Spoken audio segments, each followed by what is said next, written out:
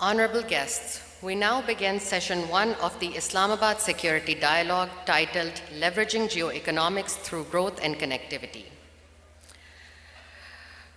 This session builds on the understanding that economic growth and development are key imperatives of Pakistan's national security and geoeconomic strategy.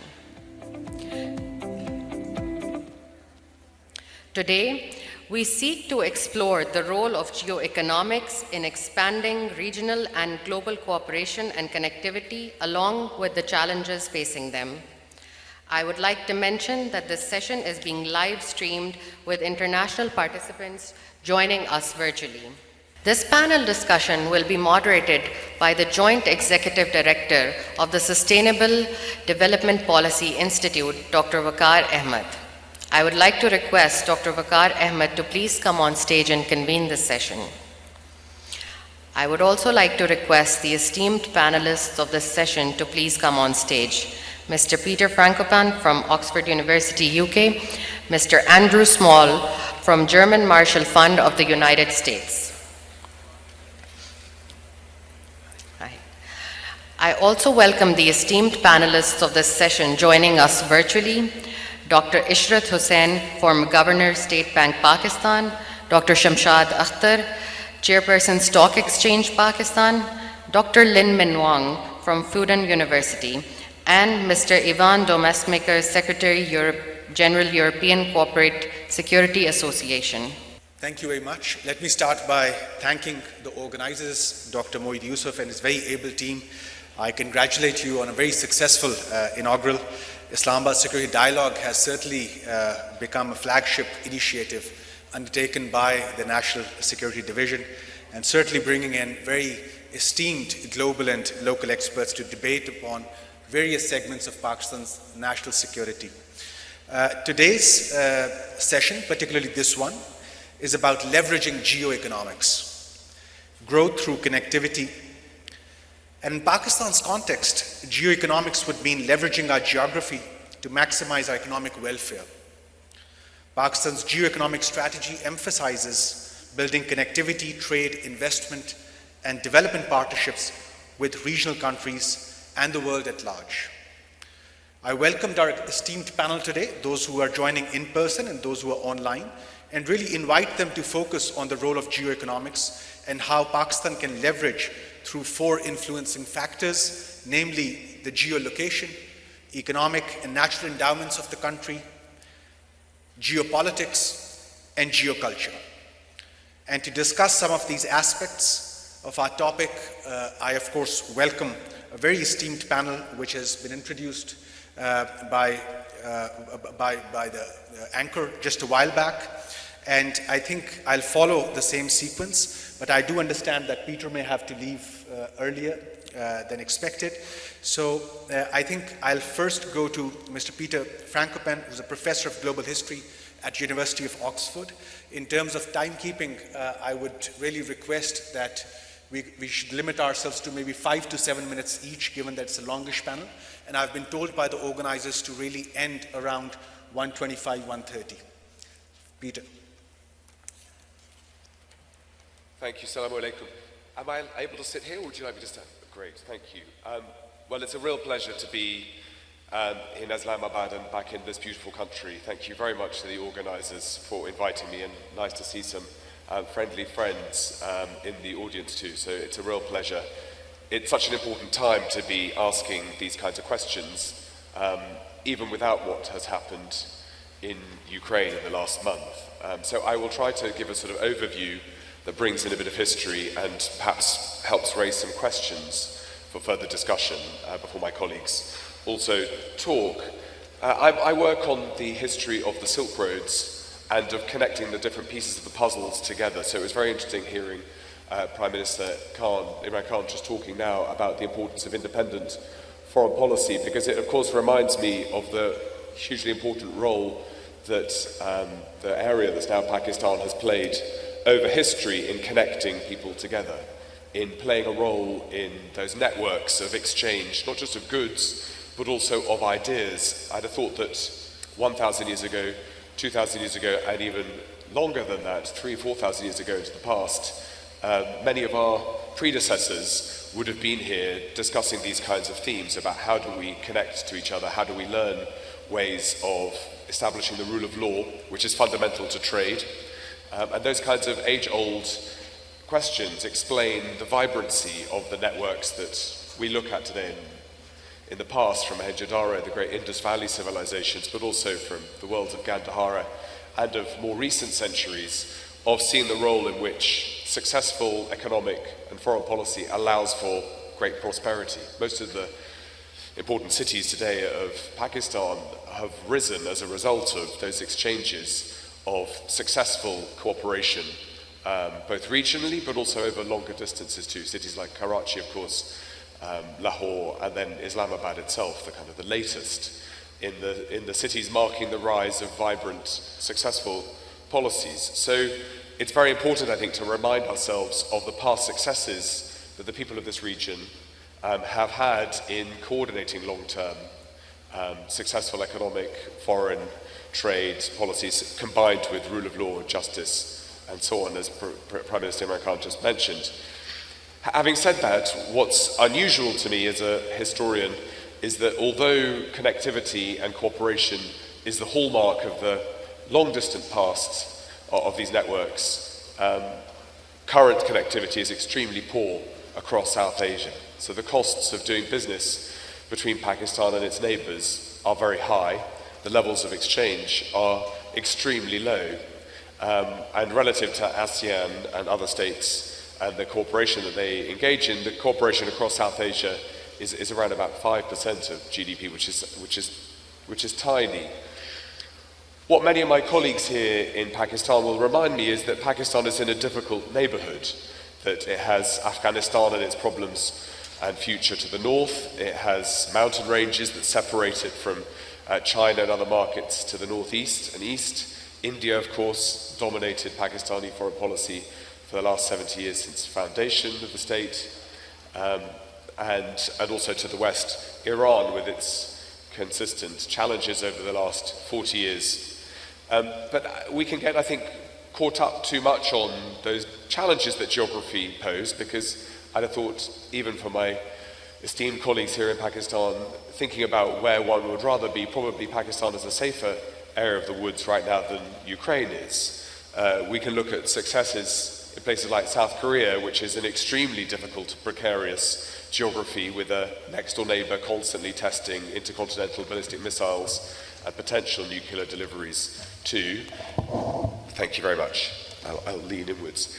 And then perhaps the most unusual success story of geography of all, my own country, the United Kingdom, a very unpromising little rock in the North Atlantic, where we've had to work extremely hard to work out how to be globally successful. So spending some time thinking about the ingredients of what is it that makes states work and successful, how does geoeconomics, geography, connectivity all work together. There are plenty of examples to draw on, and in fact I drew on some of these with the Asian Development Bank, where I wrote the post-pandemic economic policy for the CAREC countries, the countries of Central Asia, including Pakistan, Georgia, Azerbaijan, and China.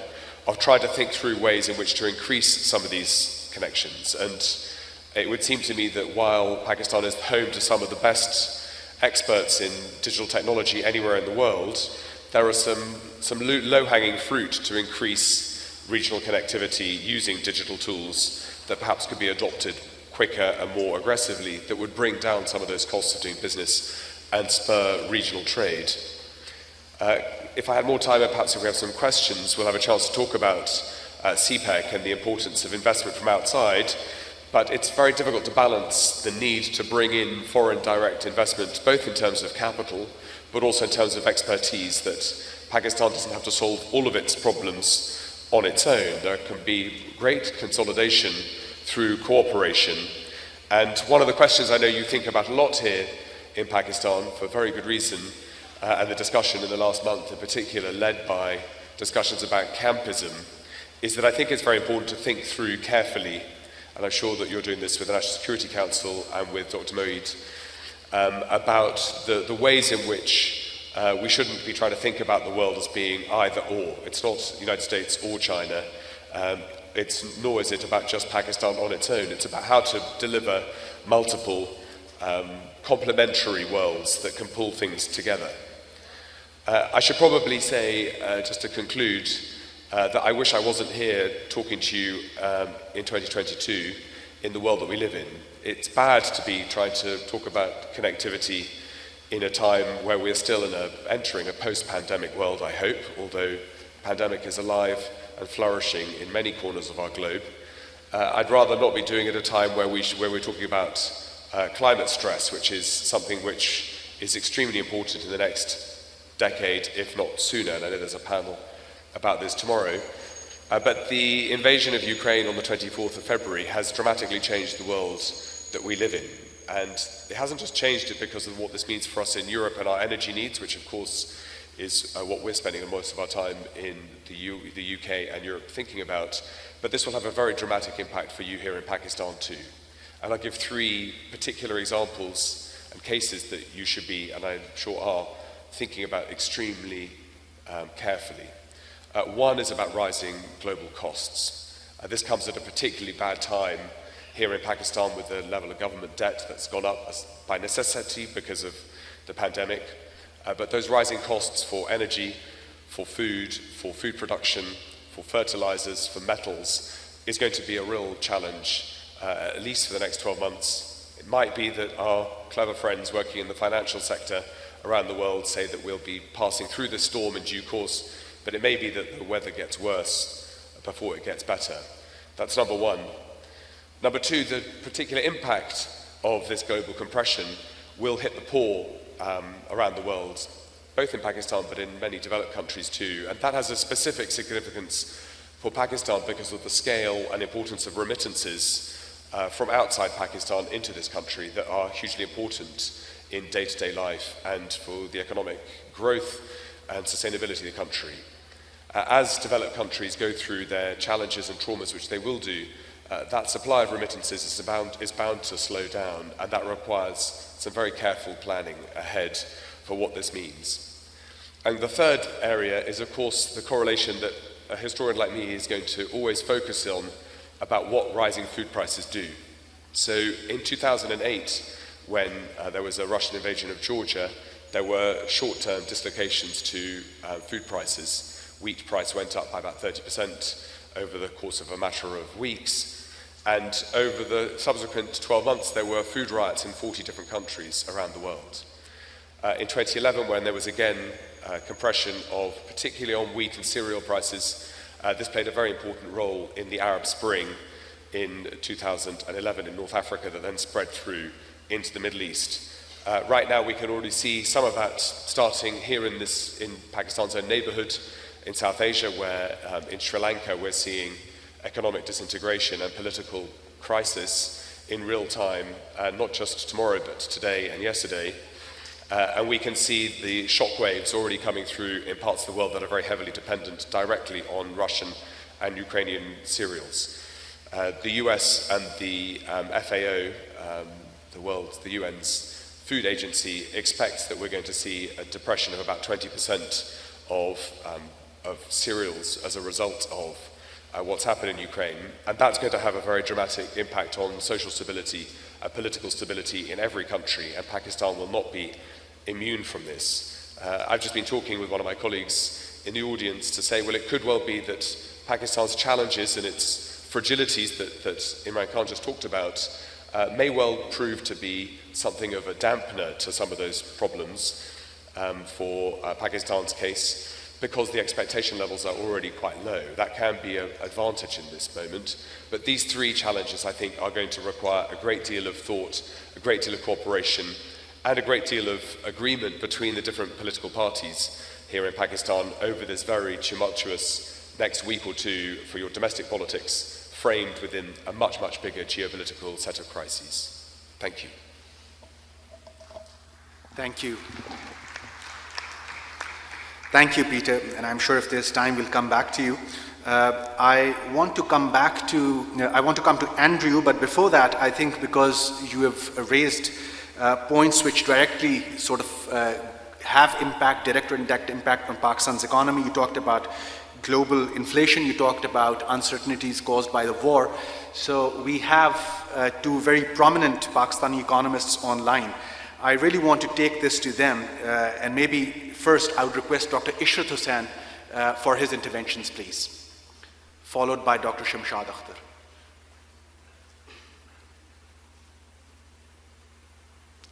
Dr. Sahib, you may be on mute. I am not on mute, I'm unmuted. Yes, now we can hear you. But I was not able to hear the previous speaker, and I sent messages to the organizers that it was not possible for me to register the main observations of the previous speaker. But let me give you my own perspective on this particular topic, which is how to translate this ambition or this aspiration of geoeconomics into a reality. And for that, I would submit that the starting point is that we have to change our mindset.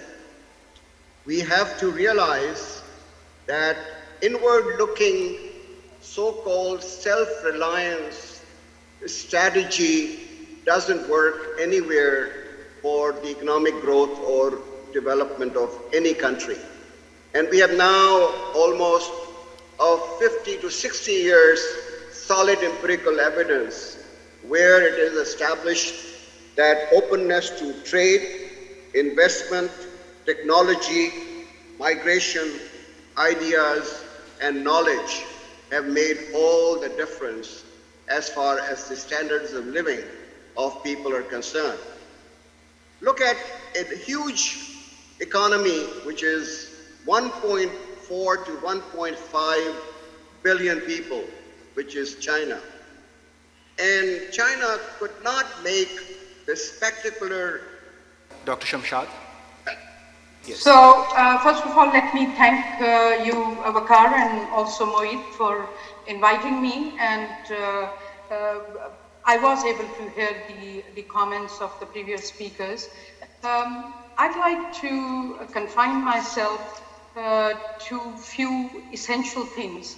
I think there is no doubt that shifting countries' pivot from geopolitics to geoeconomics offers countries an opportunity to leverage sustainable, inclusive, and diversified economic growth, of course, that have long-term economic and social dividends.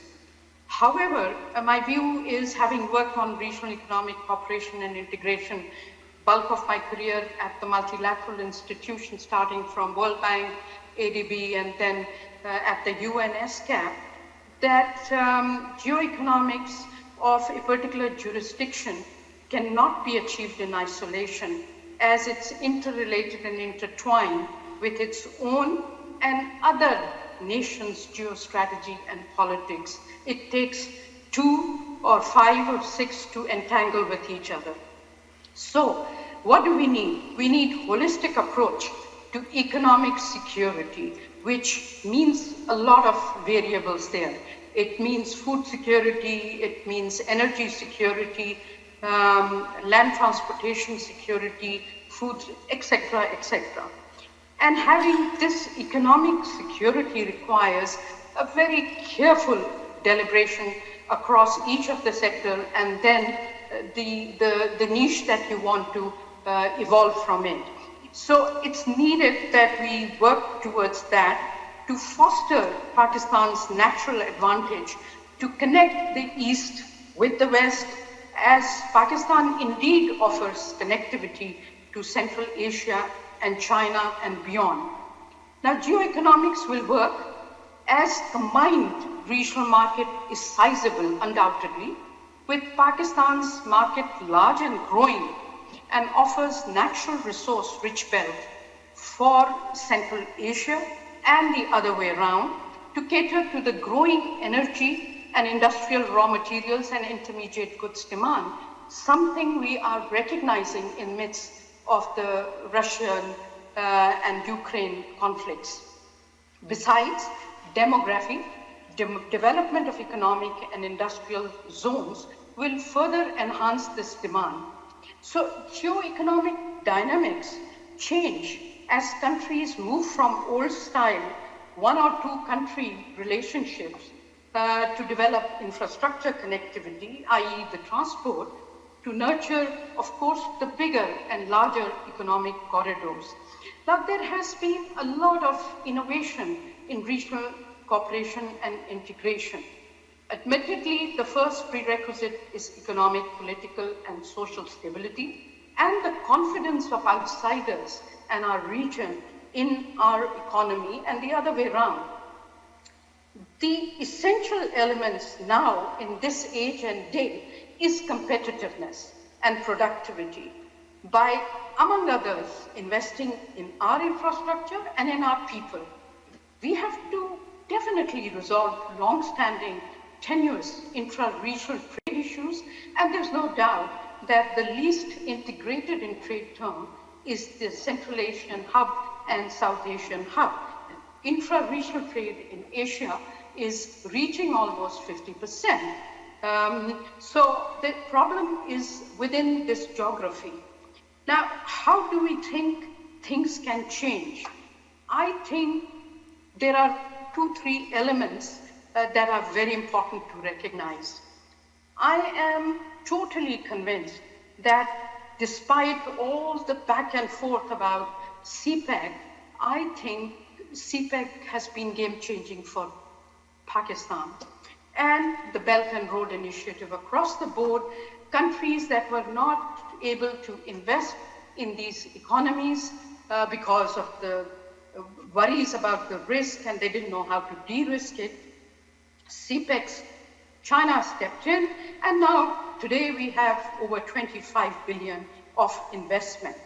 It gives us the focus that others would like to see. We have national corridors developed, we have a shortage of power now disappearing. Of course, we have energy challenges. We have optical fiber connectivity, which will cater to the Central Asian demand too. And we are working with some of the Central Asian economies. We have CPEC investments that have been supported by local financing, both from public and private sector and multilateral lenders. This is important that everybody joins in.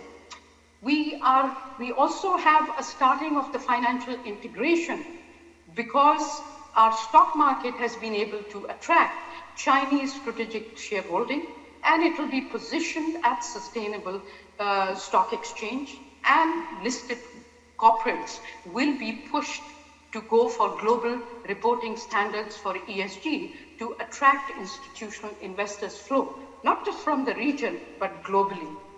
Now, in interest of time, let me come down to something that I have been working very closely on for several years. One, as Under-Secretary of United Nations Asia Pacific, I have been very single-mindedly working on regional cooperation and integration. Of course, I left that, but I have continued my interest in the subject. So first is to recognize the enhancements that have emerged in regional cooperation and integration, which go beyond the traditional things we have been talking about. Of course, solidarity, equal partnership, fostering multilateralism, open rules-based, inclusive, non-discriminatory environment are the pillars of the United Nations. So we have been focused on that. But most of all, we have gotten into the 2030 agenda. So within that context, of course, climate features also. So our region has had several disasters. We are one-fifth most climate vulnerable region. So it's not just about, taking these corridors and that corridor. We have to really be looking at the architecture of regional integration, which has really developed further as a result of various crises, be the financial, economic crisis, and now the pandemic itself. So a multi-tiered approach is being adopted, and the Belt and Road Initiative during the Global Advisory Dialogue, and I'm one of the 5 global advisors, I've been associated with them for 4 years, that they have moved to integrating development of a health silk road, what other countries have denied developing countries, like enhancing availability, accessibility, and affordability of vaccines and medical supplies. Green Silk Road development, there is a BRI, Green Development International Coalition, which is helping a number of countries. Digital Silk Road helps construction of cross-border fiber optics across countries, and of course the Clean Silk Road to promote integrity and strengthen the cooperation exchanges to prevent and combat corruption. The reason why I brought in the BRI, because I wanted to come back to the deleveraging growth through the regional connectivity. So here is solid evidence.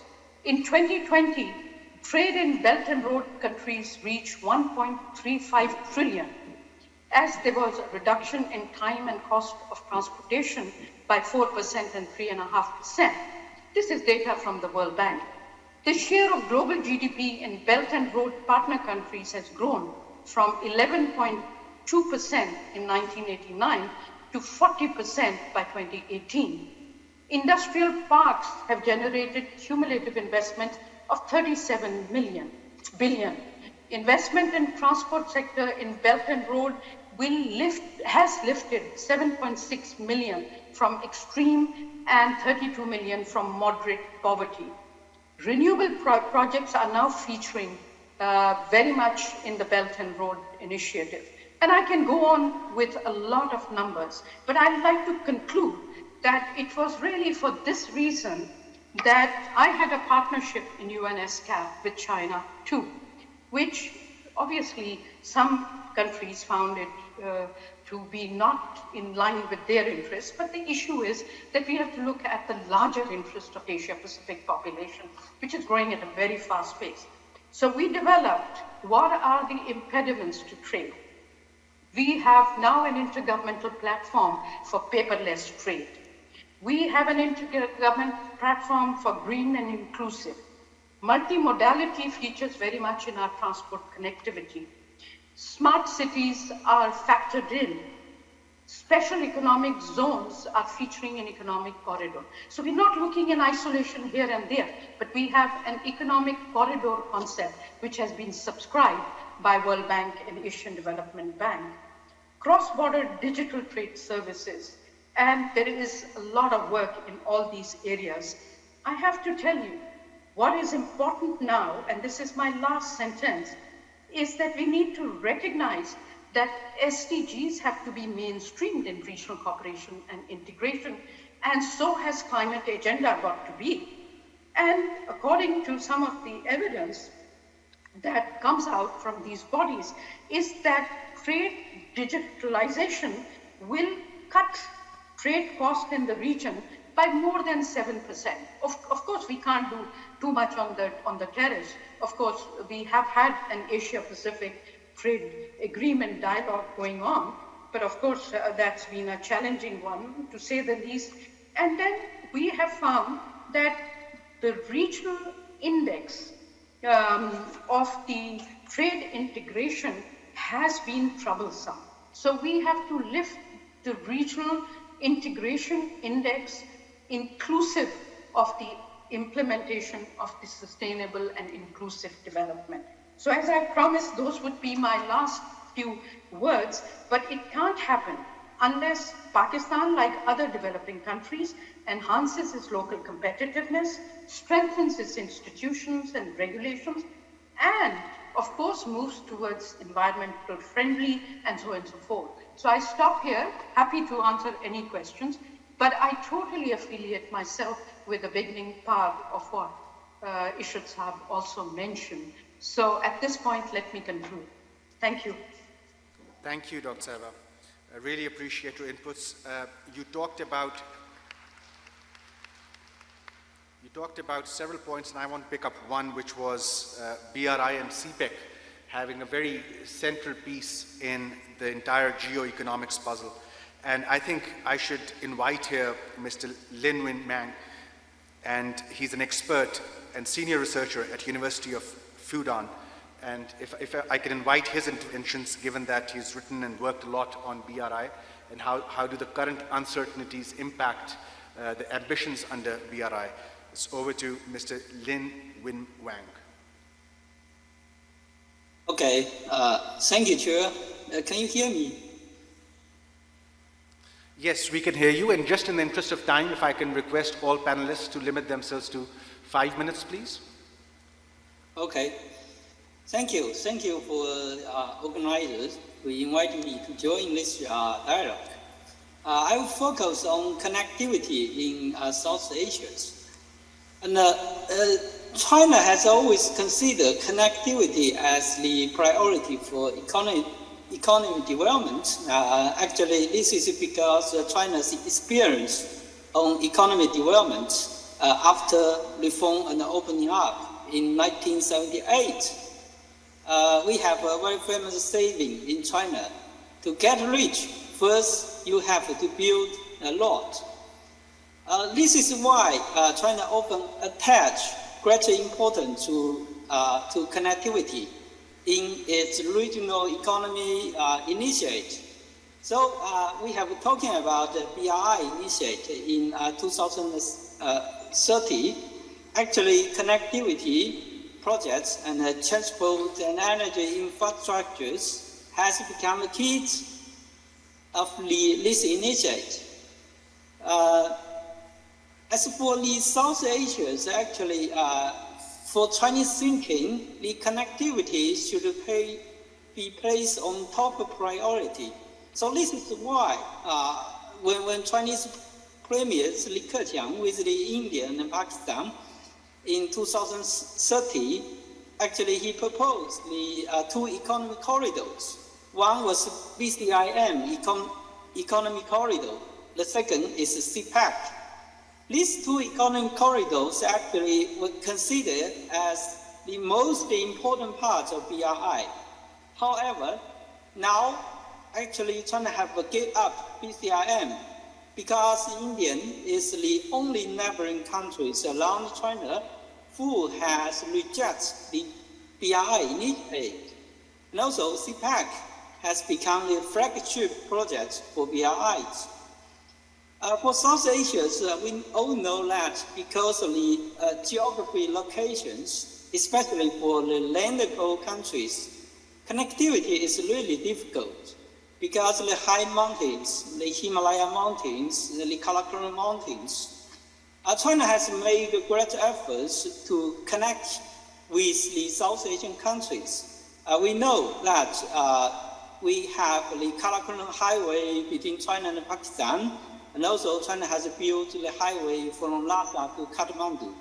Actually, as early as 1951, China actually proposed to India to build a road to connect Tibet with India, but India was reluctant at that time. So this is the background why China was really placed importance on the connectivity under BRI initiative. After 9 years of the BRI initiative, I can say the major connectivity projects for CPEC has already complete. But now we have to focus on how to make a good use of this project for economic development. For the landlocked South Asian countries, I think the geopolitical factors actually has delayed many connectivity projects because the connectivity in South Asia actually have a very strong geopolitical effect. Actually, India would not like to keep its leverage on the landlocked South Asian countries. So from Indian side, India was not likely to see more and more connectivity between China and the South Asian countries. I think for China, actually, we make it very clear. Several days ago, the State Councillor and also Foreign Minister Wang Yi has visited several South Asian countries. He made it very clear China will make great efforts to promote the connectivity in South Asia. And also, he has promised China will make solid progress for the railway projects between China and Nepal. And China will help Nepal to realize the dream from a landlocked country to a land-linked country. To conclude, I think for China's position on connectivity in South Asia is very clear. Chinese government also mentioned it for several times. I think there are 4 principles for connectivities in South Asia. The first, in countries in this region, I think just stick to openness and also inclusiveness. And also we have to uphold the spirit of the friendship. China opposed to playing geopolitical games in the name of connectivity. And actually China is like to follow the principle of the extensive consultation, joint contribution, and also shared benefits. Secondly, we would like to pursue both the hardware and also the software development in connectivities. Actual connectivity includes 2 parts. One is hardware, and the second is software. That means we have to more and more cultural connectivity, more and more people-to-people communications. Now, the third, I think we have to adhere to the principle of mutual benefit and win-win cooperations. All the projects under CPEC or the other economic corridors, actually, this is not China's projects. This is not for China's benefits. It's for all the 2 sides. So we have to adhere to this principle, mutual benefit and win-win cooperation. Then lastly, I think for just now I mentioned all connectivity actually have geopolitical connotations. Actually, we have the security side for the connectivities. So I think we have to stick to the principle of common security. Now we can see more and more, I can say, return of geopolitics to this region. Actually, the United States has put forward the Indo-Pacific strategy. Many of these South Asian Mr. countries... Minwang, if I can ask you to conclude, please. Okay. Since time limit, I think maybe I should stop here. Thank you. Thank you indeed. Really appreciate. And I think I have one announcement on the housekeeping, which is that at 1:30 there's to be a Jummah break, but I do realize that we may be... Okay, so we have been granted 10 more minutes. So thank you. So let me come back to this hall now and really invite Mr. Andrew Small, who's Senior Fellow at German Marshall Fund, for his interventions, please. Thanks very much, Vaqar, and thanks to the organisers, to the National Security Division, and to Moeed particularly for the chance to be back in Pakistan again.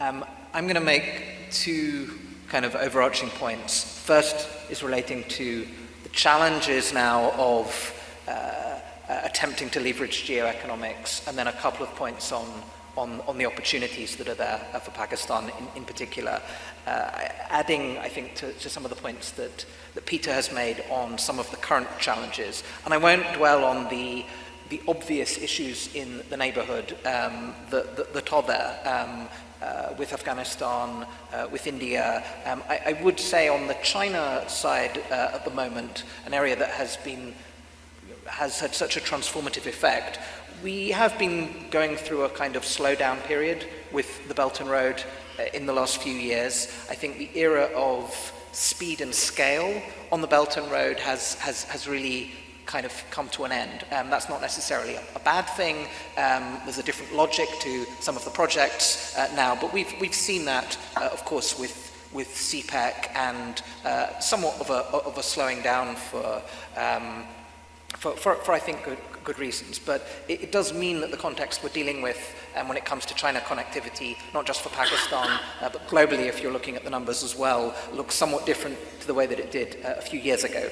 But I want to look particularly at the current situation emanating from what's been playing out with Ukraine, because I think in addition to the points that Peter made, this is kind of a different shock. If you talk to a lot of companies and a lot of policymakers, even in the thick of the COVID-19 pandemic, about some of the issues they were wrestling with on supply chains, dependency, these sorts of questions, which I think were already being rethought in the context of the US-China trade war, in the context to a certain extent of some of the indigenization push, self-reliance push that you were seeing in China itself. I think you've seen some of these move from a kind of set of choices that were being made and deliberated on to something that feels like more of an urgency and a necessity as a result of what's been playing out recently. And you certainly see that on the policymaker end, where I think there's just very, very different questions being asked by politicians right now in a way that during COVID, the peak of the COVID crisis, tended to be focused on a sort of narrower range, particularly of medical supplies and things, but I think this is now being looked at much more widely in terms of supply chains and dependencies, particularly when it comes to certain authoritarian states that threaten their neighbors. But I think what you've also seen on this is a lot of different action from the companies as well. What we saw playing out in Russia was not just sanctions, it was companies themselves making the choice pretty much to zero out their positions in the country, and as a result you've seen very different assessments of risk in capital markets, pricing those risks in very, very differently. And again, not just with reference to Russia, but absolutely across the board. And I think the sense that is now there is that this kind of era of globalization and interdependence as perceived a bit more almost as a force of nature, an inevitable trend that you just had to adjust around. I think there's just a rethinking now of what forms of economic interaction work. And so I think we're already seeing, again, not just from governments, but from the choices that companies themselves are making, questions about certainly reshoring, certainly nearshoring, but also friendshoring, trusted networks for supply chains in a very different way from the kind of fully globalized, indiscriminate version of globalization that I think you had before. More concern about single source dependencies on particular countries, less about just-in-time deliveries. And that's really having quite a convulsive effect that we've only really just seen the start of right now. And this makes for, of course, a more challenging global environment because looking beyond the region and some of the issues in the region, one would, particularly here as Pakistan, be looking a bit more to some of the extra-regional economic relationships, I think, in the coming period. But I think there are some advantages to some of what's playing out as well. And I'd highlight two before I finish. First of all, I think we did go through a phase where globalization was also quite heavily, in the last couple of decades since China's WTO accession, quite heavily Sinofied. Not just because of the cost advantages in China, but because of the clustering of suppliers that you had there, the quality of transportation in infrastructure, a huge volume of kind of outsourcing that had previously been more diffuse in Asia. China was a huge beneficiary of that. I think you're now getting more of a diversification push, including beyond China. And China itself is driving that as well. I mean, of course, through the Belt and Road and other things. This isn't a kind of counter-China effort, but I think there's a lot of rethinking going on about particularly some of the China-related dependencies. What you're also starting to see now is connectivity competition in a way that I think was much weaker still a few years ago. When China launched the Belt and Road, it really functioned as a critique as well for a lot of how infrastructure finance was being done by the multilateral institutions, by the United States, by the Europeans. You saw some countries react to that. Japan reacted, I think, very quickly in the first instance, but really on the US and European side in particular, the capacity to mobilize development finance, capacity to mobilize infrastructure finance, it just proceeded very slowly. There was more critique, I think, of the Belt and Road than there was alternative offers. I think this year in particular, you're going to start seeing more of that money flowing in ways that also relate to these questions of supply chains and diversification. I think you're going to see more money coming from the European side through Global Gateway. I think the G7 initiative, Build Back Better World, connecting up with some of the US financing, is going to be there on a larger scale. So I think you're going to have, in a period which was very heavily China-centered in terms of the new influxes of money that were coming along, I think we are going to have some better offers available for countries. And I hope that this will result in some degree of kind of dynamic adaptation. I don't think connectivity competition is always bad for recipients. The competition to provide finance on terms that meet countries' needs I think be of a lot of benefit, and I think would also, I hope, can recondition a bit some of what's played out with the Belt and Road as well. Some of the more problematic areas on contract terms and debt terms as well. And at the same time, and the last point I'll make, there is some bifurcation going on. This is also a huge discussion that's taking place, I think, in companies and among policymakers. I don't think it's just being led from capitals. I don't think it's just being led from the United States. When it comes to digital infrastructure, when it comes to 5G, when it comes to data, we are seeing more decoupling and bifurcation of systems going on. And there are some real choices for countries about, and companies themselves about how they're going to relate to it. So I think it is a more challenging environment to do what this panel is talking about and what this dialogue is focused on. But I think Pakistan will have to be attuned to some of the new opportunities and benefits that there might be in this more difficult environment as well. And I'll finish there. Thanks. Thank you, Andrew. Really appreciate it. Thanks. I think on your point about connectivity for cooperation or competition, let me bring in Yvan Mesmaeker, who's joining us from ATHENA, and he has done a lot of work around the need for multidisciplinary approach to security and defense. Mr. Mesmaeker, you have 5 minutes, please. Thank you, Mr. Chairman, and good morning from Brussels. I understand it is about 30 degrees at your site. Here it is 0 degrees and snowing. So thank you for giving me the opportunity to share some thoughts with you in a warm environment. I will do that from a European corporate security perspective and allow me to talk about some general concepts and some analogies within the EU. First of all, if we talk about geoeconomics, I would say there are two aspects. First is the use of economic instruments to promote and defend national interests and to produce beneficial geopolitical results. And the other side of the coin is, of course, are the effects of other nations' economic actions on a country's geopolitical aspirations. So, in fact, economy is used as a tool for achieving geopolitical goals. A very good example, and a historic example, is indeed the European Union, because as you know, after World War II, we absolutely wanted to avoid new wars in Europe, and especially the tensions at that time, between France and Germany, and through trade, contacts between people, interlinked economies, etc., we said we will be able to establish long-lasting peace, at least within the 27 member countries. And indeed, since 1945, more than 75 years, that worked very well. Of course, you have the other side.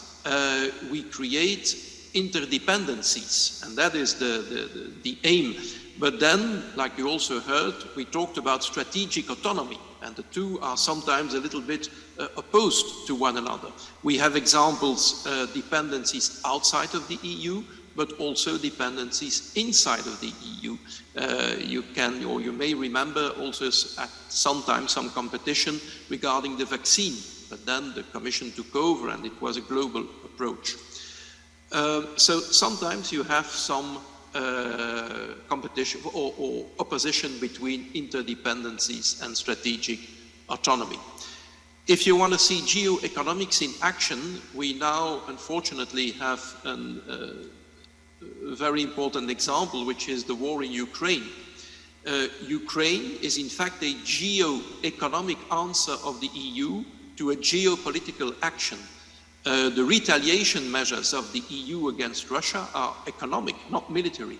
And as some of my colleagues and friends at the Egmont Institute told it, they say it are banks against tanks. And indeed, if you look at the reaction, for example, the use of the SWIFT network to impose some actions. We have also seen it in other areas, like, and it was already mentioned, sorry, the 5G network, where there are EU trade barriers and regulations.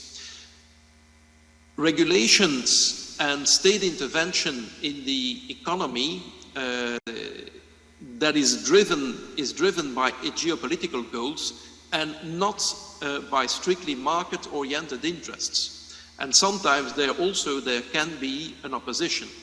If we look at state intervention, in the best case, that it is economically neutral or positive, and then there is no conflict of interest. But if it hurts the economy, and again, look at Europe, where we see now measures that are taken in the energy sector, where you want to cut off or use less gas, etc., that means that your geopolitical interests and your economic interests are not necessarily going into the same direction, and then you got a conflict of interest. And that's something that we see also, that's the conflict between values and interests. And if you allow me to be sometimes a little bit ironic, I would say that values have been the best export product of the EU, in a certain arrogance in telling other areas in the world on what they should do. So, but I think we should have other and maybe more interest-oriented products of export. So I would conclude, Mr. Chairman, because I know that you are in some time constraint, with three things. First of all, to keep in mind is sometimes the opposition between values of a nation and interests of a nation. They are not always the same. If it goes in the same direction, it's easy, but sometimes you have opposition, and then it can be a harder deal. What we also see that issues arises when there is a conflict between, indeed, these geopolitical objectives and economic interests. And you can play on the geopolitical objectives, but not for too long, because then you could harm your economic interests. And as third and last point, I would say that the competition between the great powers that we see now, the US, China, Russia, and the EU, are being, and actors in there are being pressured to choose camps. But countries are reluctant to do so because, of course, they want to keep their options open, and it's completely understandable. And there again, we have to look at the interests and keep the options open in maybe sharing a little bit between the different blocks, especially for countries that are or that do not want to really be pushed in one of the blocks. I would like to congratulate the Islamabad Security Dialogue, because indeed constructive dialogue remains key to peace and prosperity. Thank you very much. Thank you. Thank you, Mr. Mesmaeker. And I do understand that we are really out of time, but I can see that Dr. Ishrat is back online, so maybe he can complete his thought which he was offering earlier in maybe 2 minutes, and then we can break for Juma. Dr. Ishrat, can you hear us? Yeah, I can hear you. Please. Can you hear me? Yes. Yes, please go ahead, Doctor.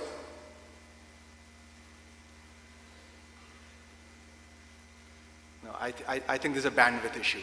So let me also thank the organizers for having all of us here. I do understand that this was the first technical session, and there's a feature session after this as well. So we look forward to those very esteemed speakers. Let me thank Dr. Ishrat, Mr. Mesmaeker, Mr. Minwang, Mr. Andrew Small, Mr. Peter Frankopan, and Dr. Shamshad Akhtar. Thank you very much, and we can now break for Juma and lunch. Thank you.